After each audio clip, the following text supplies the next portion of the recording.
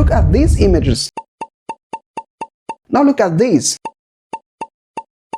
At first, these two stories look completely unrelated, but in fact they are connected by one invisible thing that has no order. Let me explain. In the last few months, many media outlets and people on the internet have rightly been celebrating the inauguration of the mega Dangote refinery. But behind it lies a reality that no one wants to address. Carbon emissions. If you think that Africans are not affected by climate questions, this video is probably for you. So just take some Bicep juice and have a comfortable seat, since I might disappoint you a little.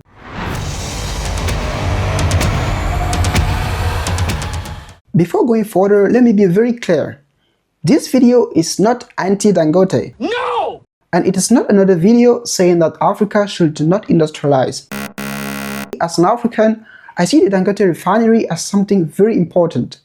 For decades, Africa has often exported raw materials and imported finished products. So when an African entrepreneur builds a refinery of this scale, that is actually not a small thing. It means ownership, technical capacity, and industrial ambitions. But also very important, it means that an African company is entering one of the most strategic sectors of the global economy, and that deserves credit. But this major industrial victory also creates a second question. What do I mean by that? Nigeria is not a small country. Its proven crude oil reserves are around 37 to 37.5 billion barrels, depending on whether we use the OPEC data or the Nigerian-owned upstream regulator. That places Nigeria among the most important oil countries in Africa. And this is why the Dangote refinery matters. With a design capacity of 650,000 barrels per day, it's Africa's largest refinery and the world's largest single-train refinery. It's located in a leakage-free trade zone in Lagos State on a site of more than 2,600 hectares. At full capacity, the refinery is designed to produce petrol, diesel, kerosene, aviation fuel, and petrochemical products.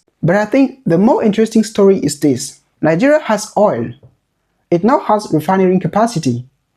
And when you combine all of that with industrial ambitions of the Nigerian economy, guess what happened? When a country combines huge oil reserves with huge refinery capacity, the question becomes a climate question. Crude oil is extracted, then it is refined, and it's burned somewhere in cars, in trucks, in generators, in planes, or in industrial machines. And this is where the largest part of the climate impact happens. The refinery itself produces emissions, yes, but the biggest share of the carbon problem is usually not the refinery state alone.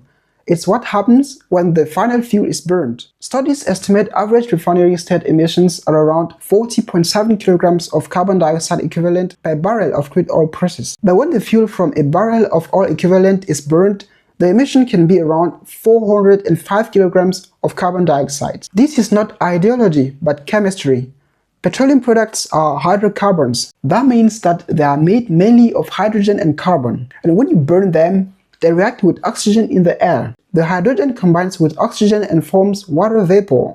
The carbon combines with oxygen and forms carbon dioxide. In simple terms, hydrocarbon plus oxygen equals to energy, water, and carbon dioxide. But the carbon dioxide is the invisible cost. And this is actually where the story becomes global. Because carbon dioxide does not care where it is released. A fuel can be refined in Nigeria, burned in Nigeria, exported to another African country or somewhere else in the world. But once the carbon enters the atmosphere, it becomes part of a global system, and Africa is actually not outside of the system. According to the World Meteorological Organization, climate-related shocks affected at least 13 million people in Africa in 2025 and caused more than 3,000 reported fatalities. So when we talk about carbon dioxide, this is actually not an abstract Western conversation. But now we need to be a little bit fair. Africa did not create most of this problem.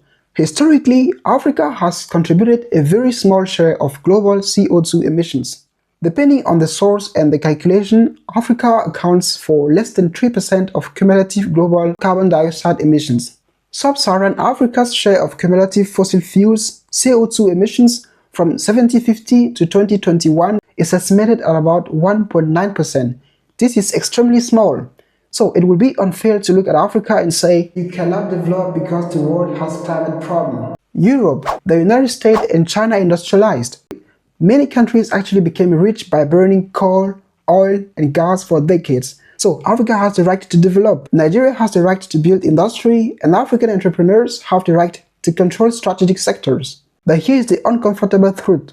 The fact that Africa did not cause most historical emissions does not make the climate problem disappear. Africa may not be the biggest historical polluter, but Africa is still one of the regions that suffers from climate stress. In my opinion, if Nigeria is going to become more important in refining, petrochemicals, fuel supply, and industrial production, then Nigeria also needs to become more serious about clean power, efficiency, and carbon reduction. It means solar grids where it makes sense. It means reducing gas flaring and methane leaks. And Nigeria is not starting from zero. The Nigerian electrification project has already installed 125 hydro-solar mini-grids and developed more than 1 million solar home systems. Nigeria's solar potential is huge.